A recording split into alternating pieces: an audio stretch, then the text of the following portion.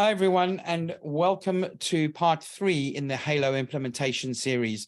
With me today, I have Mr. Halo himself, Morgan Aspinall. If there's anyone who knows anything about Halo, it's him. And today, we're going to talk all about ticket type configurations. We're going to talk about the ticket detail screen, and then we're going to go into a little bit of an introduction into actions. So, hey, Morgan, how you doing? And thank you very much for joining me again. Hey, Chris. Yeah, pleasure as always. You're too kind. You really are. Thank you very much. So, yeah, if you can just share out your screen like we've done in the past, and just kind of maybe talk us through firstly what are ticket types, obviously the configurations, and then let's go through that in detail. Yeah, absolutely.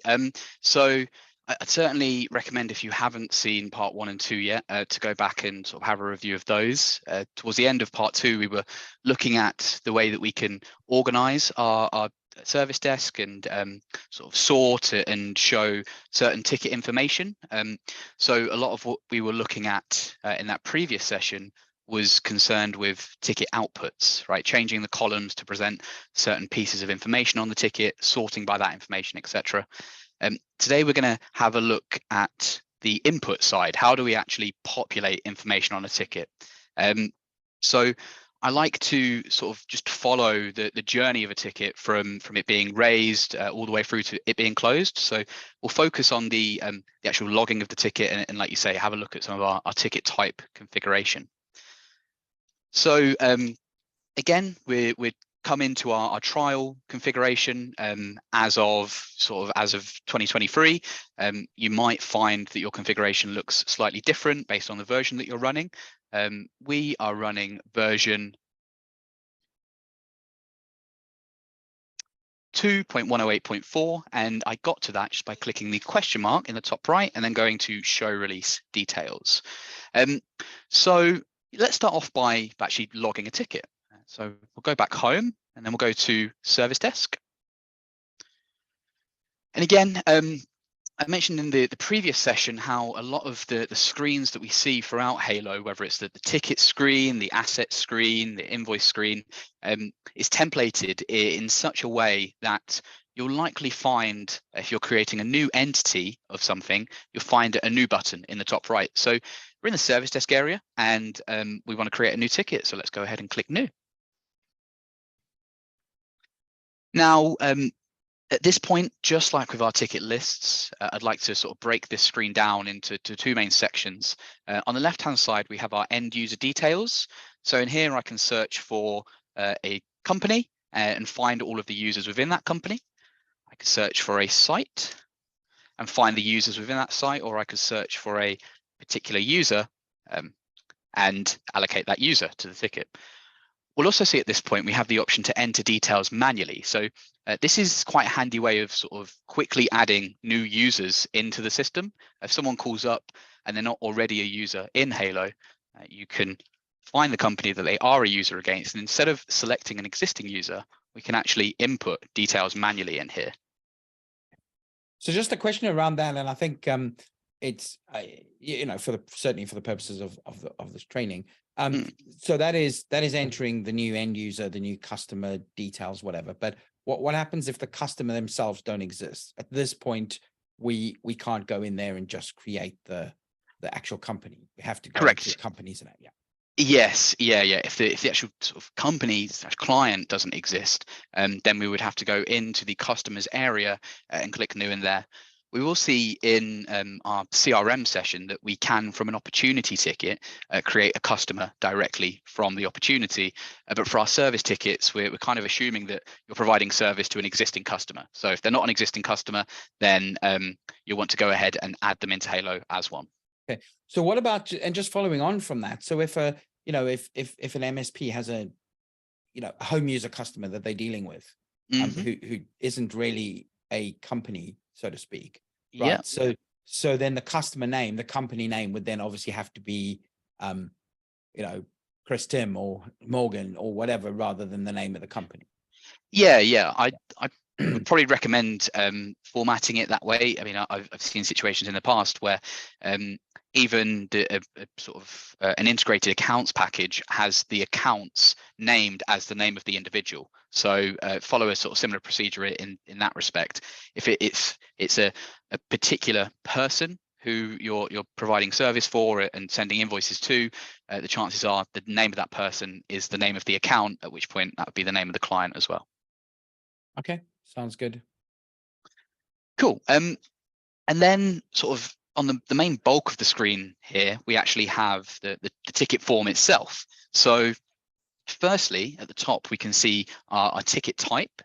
And it's interesting that it's automatically selected this as incident. So I just want to sort of take a step back and demonstrate how we can change the default ticket in here and actually sort of more generally how we can default certain ticket configurations based on our ticket areas. So yeah, sorry, if I can just jump in here as well, Morgan, just for those people that that are confused about that, as I was when I first started using Halo, is that ticket type incident there is not necessarily the ITIL incident, right? That is just what you've called that ticket type. So that could be password reset, or it could be onboarding, or it could be something like that. And then it will have an ITIL ticket type assigned to it as well. That is absolutely correct. Yeah. And we'll see in a moment when we actually look at our ticket type configuration how we can allocate an ITIL ticket type to a particular ticket type. And it might be worth when we get to that point, Chris, just mentioning the sort of the language translation between Autotask and Halo PSA as a good example there. So we'll come on to that in just a moment. Before we do, I just want to take a step back. We'll go home and we'll see the first two modules in here are Service Desk and Projects. Now, these are referred to in Halo as ticket areas, and we can actually configure our own ticket areas should we wish. So to do that, we would go into configuration and then into tickets, and we see we have this areas option here. Now, if I were to sort of expand my menu and disable this module, we'll notice that our options slightly change. We see that the service desk and projects areas have actually been merged into a general tickets area. So again, a handy point to note is you can enable or disable certain modules throughout the system and it won't remove the configurations. For example, I've disabled my areas module just by hovering over the module itself and clicking the cross, and that has removed the service desk and projects areas. But as soon as I enable that area again, I get that configuration back. So you can toggle on or off certain options within the configuration. It might actually make sense to turn a few options off initially to sort of reduce this list, and then over time, as you sort of find the need to bring new features in, come into configuration and enable them as needed. Now, if we click into the areas module itself, we see two records in here. We see the service desk and projects equating to the service desk and projects areas that we have. And let's just go into service desk. Now in here, we see that sequence. So we can actually order the list of areas that we have presented to us, and that will be based on the sequence of the area in question. Below that as well, we have the option to sort of name our entities, which just equates to the name of the area itself. We see here, instead of looking at tickets by team, we're looking at projects by team. So we can rename our entities per area. Go back in there. And below, sort of tying back to that point that I mentioned about why, when we're logging a new ticket from the service desk area, are we automatically logging an incident? That's based on this option we have down here, our default ticket type. And you'll actually see as well, tying back to our previous session, that you can set your default views, default filter profiles, default column profiles per area. So I think this is quite handy. A good example of this is the sort of the distinction between the columns of information that you see in the service desk area and the columns of information that you see in the projects area. An example is, we're not going to be tracking SLAs against projects, so we have no need to see that in our column profile. So we can actually configure column profiles per area, equating to the most important information that we want to see for the tickets within that area. So something just to note on there, and it might be worth kind of explaining this a little bit for the purposes of people watching this, is if we were to merge those two areas together, what then happens as far as those those columns, and where you see it saying tickets by, so now it says tickets by team, but I guess if we wanted to then look at projects by team, because the areas are merged, we see them down as kind of separate I guess drop down lists, or whatever you want to call those things down the side. Yes, yeah, exactly. So sort of by disabling our areas, we're no longer looking at the default configuration for the area, at which point we would revert to the default configuration within config tickets views. So in here, we have our default column profiles, our default filter profiles, and so on. So disabling the areas module will revert back to our global defaults, provided the agent hasn't set their own personal preferences.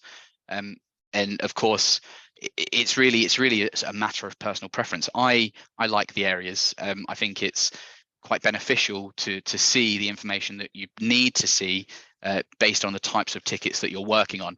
However, for someone sort of just starting up, they might not be using projects initially. They might just be working on incidents and requests, at which point you might want to disable the areas module and make things a little bit more straightforward. So it's really sort of it's up to you. Yeah, I mean, I'm with you on that. I prefer the areas because it just I like to kind of almost keep my tickets and my project separate as well, just so that I know what is a project, I know what is a ticket, rather than them kind of all being merged in together in one view, so to speak. So absolutely, yeah, I agree. Yeah, so I'm with you on that. But like you say, I mean, when I speak to people around consulting on this, I kind of go into the same thing, saying turn it off if you want to, but it makes sense to leave it on.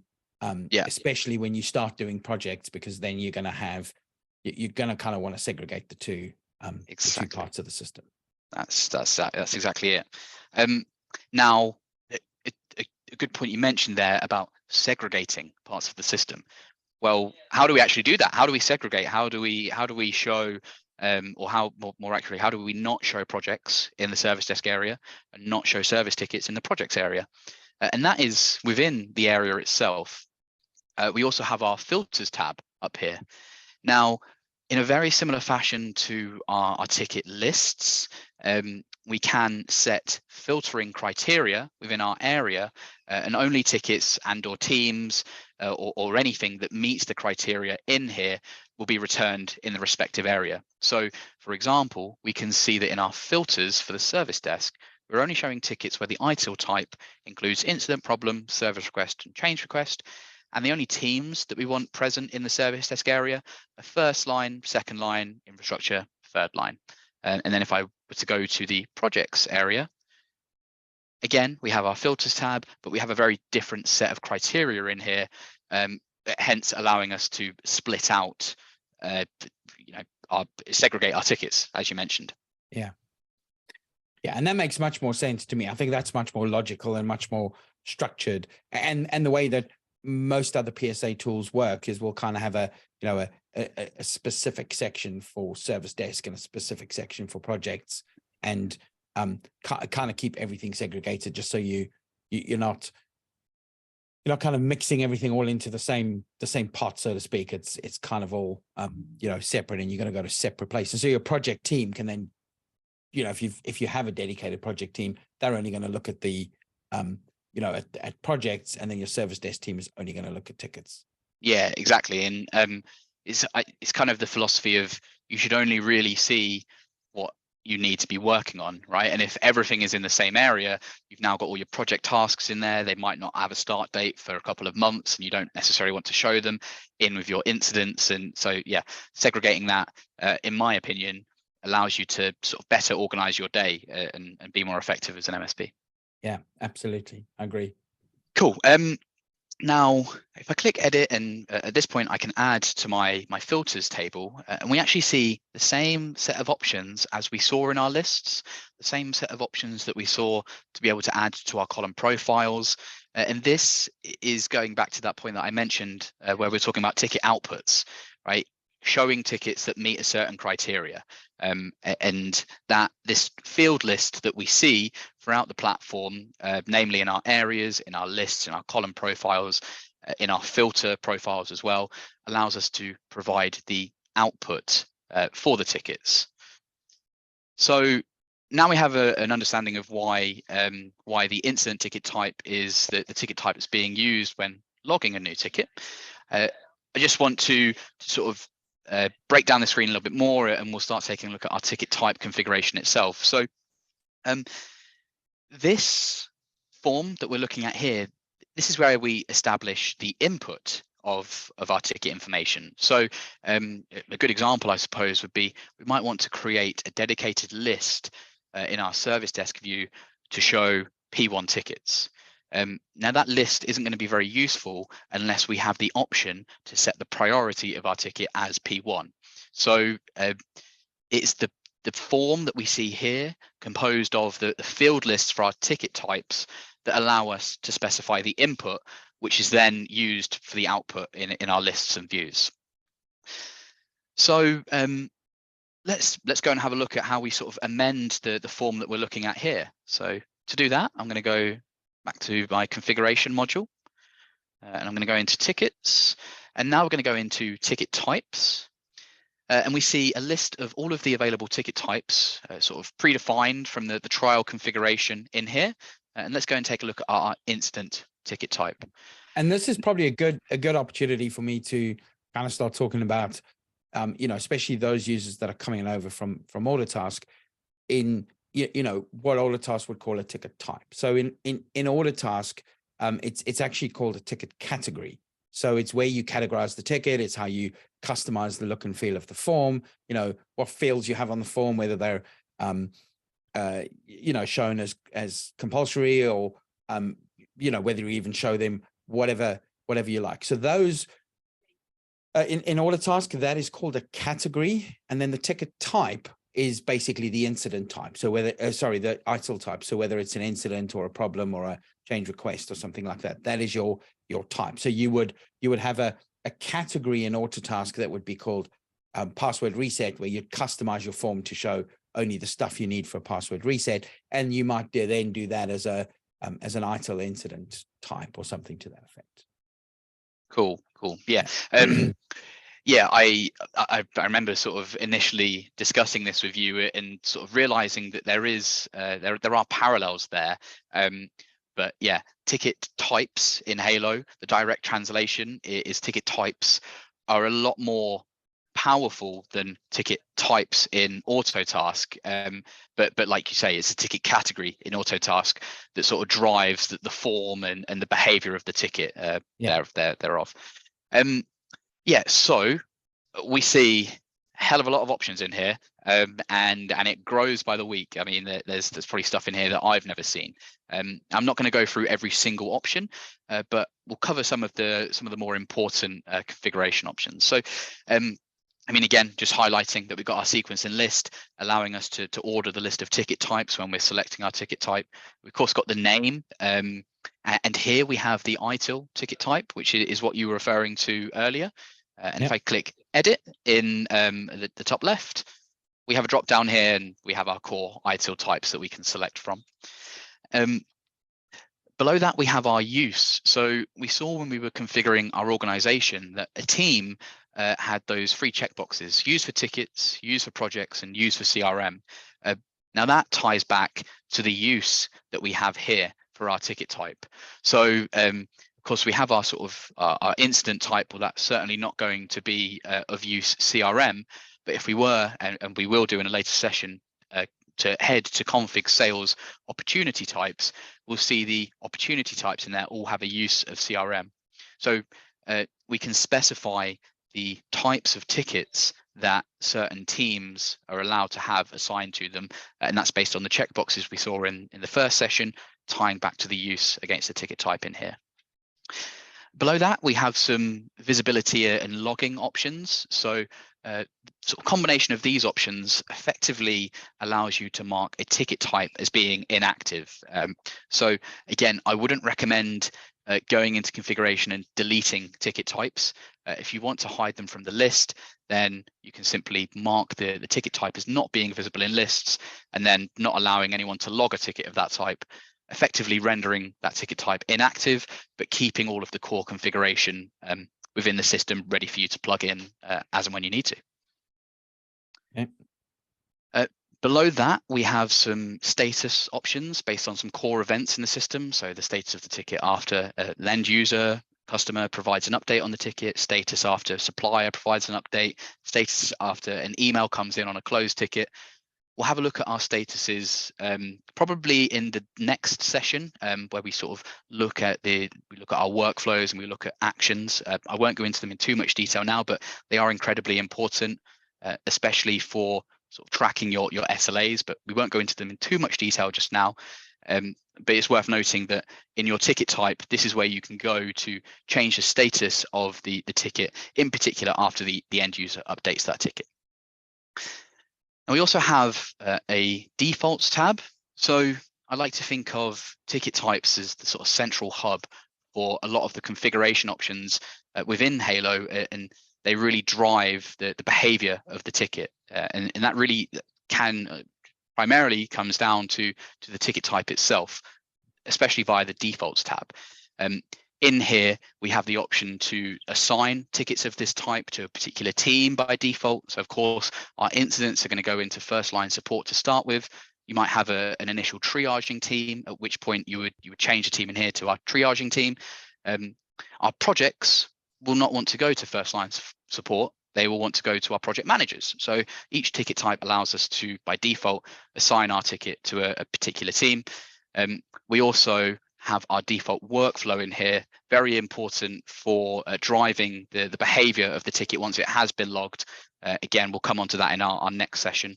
And then we have our default SLA, and then more miscellaneous defaults down here. And I'm sure, when we sort of come back to the comments from these videos and we start answering questions, we'll be coming in here and sort of highlighting some of these options that I won't be going through today, just because there's so many of them. Yeah, I mean, like stuff. I mean, I've been working with Halo for a while, and there's some of those tick boxes I've never even used, and like yourself, I literally have no idea what they mean. Yeah. I leave them as they are, and if I then need to make a specific change on something, I'll either go and hunt down what that means, or contact you guys, or whatever the case might be. But yeah, for the most part, you can pretty much leave the majority of that stuff as being just leave it as the defaults. Yeah. I suppose the one other point in here that I would like to mention is this show to end user. This will toggle the visibility of tickets of this type on the self-service portal. So if you do have an internal ticket type, make sure that the highlighted option here is unchecked. Otherwise, as you say, leave the configuration as is. So we also have this field list tab against our ticket type. And now what I'm going to do is I'm going to open up another tab of Halo. We'll go and we'll just go to log our incident again. So I just want to draw the parallels between what we see on this screen and what we see in our field list here. So when we're logging our tickets, when we're logging our incidents, we have the option to provide a summary, provide some details, specify a category, pick an agreement, pick impact and urgency, add an asset. Now, if we go to the field list for our ticket type configuration, we see those same options: summary, details, category, agreement, asset, and so on. So it's the field list that you specify against a ticket type that establishes the form that you're filling out when logging a ticket of that type.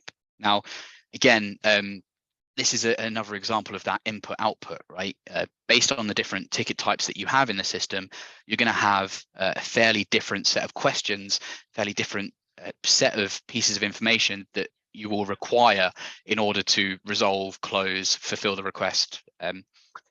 So a good example of that is if I change my ticket type to change request, I see a very different form here. And the information that I see on my change request is information relevant to a change request. You know, our start date, our target date, our implementation and backup plan. These aren't necessarily relevant to our standard incident. So that's a really important point of our ticket types. Yeah. They establish the form that you fill out. And I think one of the things to mention at this point, and again, this is where categories come in, and very similar to the way in which Autotask categories are, is you know, like you were saying, for a password reset, right? I might want to capture the information on what was the username, right? What service do they want the password changed for? So is it 365 exactly. or what have you? But I wouldn't necessarily need that if they were you know, logging a problem for a printer, for example. I wouldn't need to necessarily capture that information. Where these ticket types really come into their own as well is things like onboarding and offboarding, right? If you're onboarding a new user at your company's site, at that point, you know, you might want to again capture, you know, what do they want their email address to be formatted as? Is it name.surname? You know, those kind of things. So you're capturing all of that information in the ticket in these different fields, you know, based on the type of ticket rather than, you know, and I guess having different information based on what kind of work it is. Yeah, exactly. And I also sort of mentioned at this point, keep reporting in the back of your mind. Once everything is set up and you want to start extracting data from Halo PSA, the more meaningful information you input into the system, the more meaningful reporting you can get out of the system. So, you know, there's nothing wrong with you using one ticket type called ticket for everything, but then it would be very difficult for you to sort of establish ticket volumes per type, you know, per request type. Again, without sort of populating your ticket categories, or without even including the category field on your ticket type, it's going to be very hard for you to report on ticket volume by category. So, you know, the quality of information that you put in is going to equate to the quality of information that you can get out. Yeah. Okay, so let's have a look at adding a couple of fields in here. So let's go back to my ticket type configuration. What I might want to include is I might want to include the ability to assign my ticket directly at the point of logging it. And then we'll also have a look at sort of creating a bespoke custom field in Halo. So again, we go into edit mode by clicking edit in the top right, at which point we can now add to our field list. Now, if I click the drop down here, we actually see more or less the same set of fields that we've seen over the last couple of sessions. So this is where we're establishing that input, right? So you can filter and sort your tickets, you can show columns of information, that's your output, and this is where you're specifying the input. So I'll add team in and agent in. We'll add those. Now you'll see there are dozens, if not hundreds of fields in here, sort of out of the box. But everyone works differently. Everyone has slightly different bits of information that they'll want to capture. And Halo can handle that by creating custom fields. Now, you can get to your full list of custom fields if we open a new tab.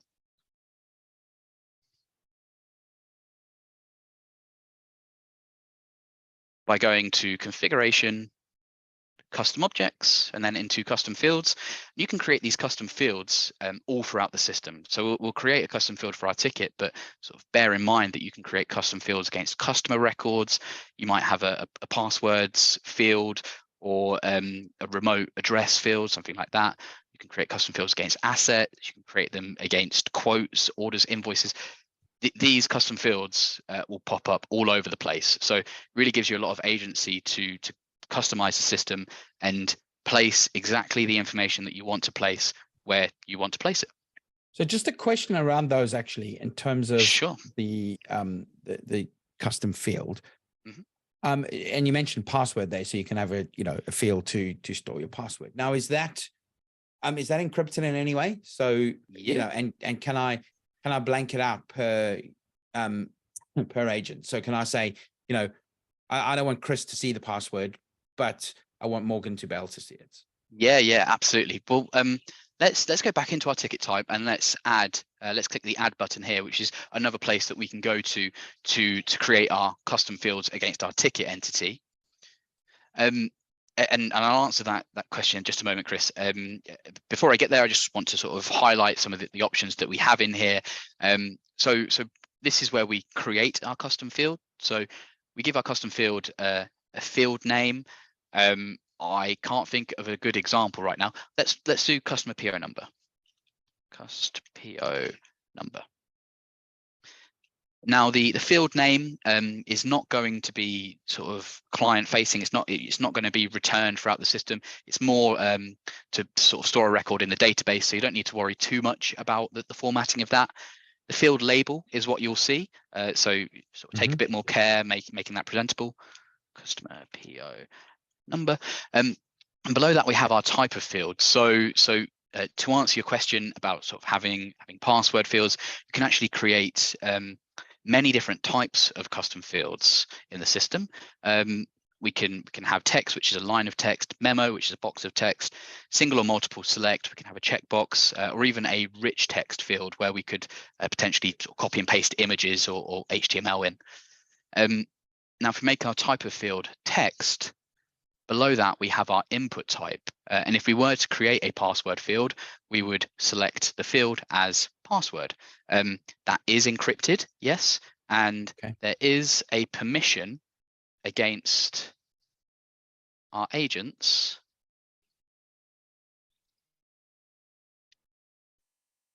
where we can specify our password field visibility. And we can see here that's been inherited from our role. So of course we can set this based on our roles as well. Another handy point to note is in the advanced settings of configuration, we have the option to audit password fields. So if you are creating password fields and you want to keep a record of who is viewing those fields and when they've been viewed, you might want to come into advanced settings and enable this option down here. Okay. Nice. And so the field configuration options, they're dynamic based on the type of field that we're sort of creating. For example, if I were to pick single select, I no longer have the option to pick the type. Namely, I don't have the option to select password. Instead, I have the options specific to my single select, where I can pick my drop down, my lookup type, where it might just be a static list of values that we place below, or it might be based on some SQL query, extracting information from another part of the system. Again, a really powerful tool here, something that we might come back to as sort of phase 2 of our implementation. Again, for now, just sort of know that it's there, and if you want more information, then Halo Support's happy to provide that. And below, again, just some more miscellaneous configuration options. A handy one that we'll come back to in projects is having the ability to copy values from one custom field to the child ticket if the child ticket also contains that custom field. So handy for sort of handing over information from the sales team to the projects team, namely a scope of work, something like that. Okay. So for now, we'll leave that as text. We'll leave everything else as it is. Save that. That's now been added into our field list. If I save and go back to create my incident, we see now the team field and the agent field have been popped in and predefined with the default information that we set against our ticket type, and we've got our customer PO number here as well. I suppose the last point to mention here is, or the last 2 points that I'd like to mention is, firstly, just like our columns, we can drag and drop these fields quite easily to reorder them on our screen. So now I've put customer PO number at the top, and that will now appear at the top of our form, just like so. And then finally, with regards to our field list, we can actually specify visibility restrictions per field. And we can do that just by editing our ticket type, at which point we have edit options against each of our fields in our field list, where if we click into one of these, we see we're presented with our visibility options, where we're really concerned with four main scenarios. There's when an end user is logging a ticket via the self-service portal. There's when an end user is viewing a ticket via the portal, when an agent is logging a ticket, and when an agent is viewing a ticket. So the example I always provide at this point is we might want to include in here our priority field, our SLA priority field. But we certainly don't want that to be visible to the end user when they're logging a ticket, because if it was, everything would come in as P1. So we want to make sure that against our priority field, the end user visibility when they're logging a ticket via the portal is set to not visible. And we actually do that by default, but I like that as an example of changing the visibility options, or sort of at least checking that the right fields are visible to the right people. Mm-hmm. Cool. And yeah, there's just so much. I don't want the video to go on too long, but I do also want to mention this dynamic field visibility option, just because this is another really powerful method of presenting only the relevant information to your agents / users when they're inputting the information into the ticket. So a good example of this is if we were to change our ticket type to new starter request. We can see this is the information that we sort of pre-configured from the trial, and we have this checkbox here. Does the new starter require hardware? And if I check that, I now have all of these fields that have then dynamically been presented to me. Again, there's no point showing these fields if the new starter doesn't require hardware. So our dynamic field visibility allows us to specify what information needs to be populated at what point. Again, another example of that is in our change request. Wherever it is in our change request, if our change type is emergency, then we have to provide an emergency change reason, or at least given the option to. Now, our dynamic field visibility, if we actually sort of save this and we go to our new starter request, we'll see how that's configured. New starter request. In our field list, we'll go into our IT requirements. And so our hardware field, for example, if I click the pencil against this field, we can see there's some criteria in our dynamic field visibility option. So to hide a field and only show it based on some criteria, we would add the relevant criteria into our dynamic field visibility option. So let's just put that to practice. And we've got our customer PO number field that we've just created.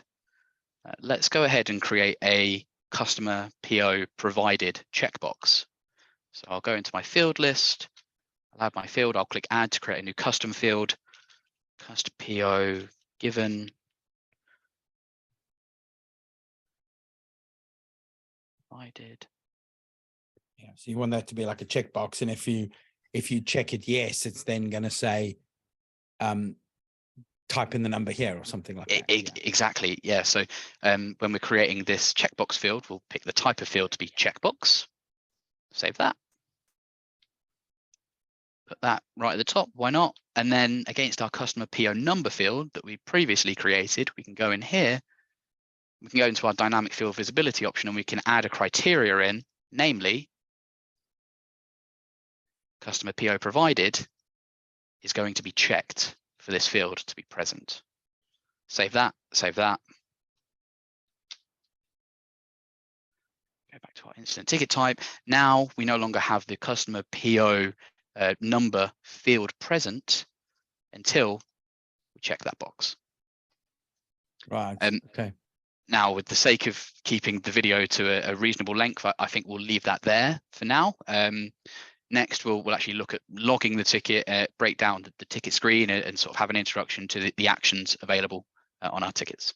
Yeah, that's awesome. I mean, thank you for that, Morgan. I think that's something that, I see a lot of people ask questions around is, how do we customize the screen? How do we add fields? How do we make one field reliant on another field? So I think this has gone into a huge amount of detail on how to do that. So I think, as you say, on the next call or the next video, what I want to do is to focus more on kind of, as you say, the actions, looking at the configs, focusing on workflow, you know, and then actually creating the ticket as well. So maybe Yeah. what we can do after that is we can then start to look at actually putting this into practice. So let's create like a password reset form, or let's create a user onboarding form and say, okay, you know, when a new user starts in the company, what information do we need to fill in as far as that's concerned, and get all of that stuff entered. So we'll cover that off on a later video. But I think for now, this is a great place to end. So, you know, thank you to everyone for watching. And as always, Morgan, really appreciate you helping out with these. And, you know, I always learn so much from you every time I speak to you. So, you know, and really appreciate your help, and massive thanks to the guys at Halo for allowing me to steal your time for, you know, for a few hours to record these videos. So I really appreciate it. It's been a pleasure. Yeah. And I will see you all on the next video. Yeah. See you in the next one, guys. Thanks. Cheers. Bye-bye.